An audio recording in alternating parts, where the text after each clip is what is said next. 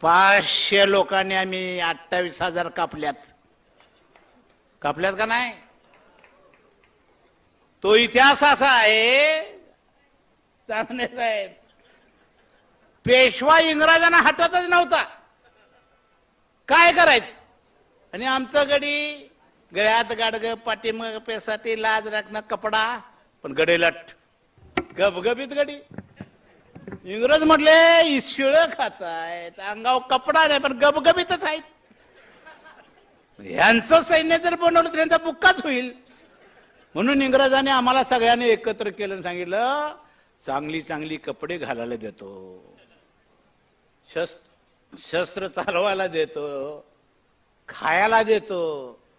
आपली माणसं म्हटली एवढं कौतुक आमचं कोणी केलं नाही, काय करायचं ते सांगा. असं कौतुक आमचं कोणी केलं नाही, काय करायचं ते सांगा. इंग्रज म्हटले पेशवा मारायचा आहे, काय म्हणावं आमच्या लोकांनी, हे आमच्या हाताचा मळ आहे म्हटले. आणि खरं ठरलं का नाही? 11 फलटणी तयार केल्या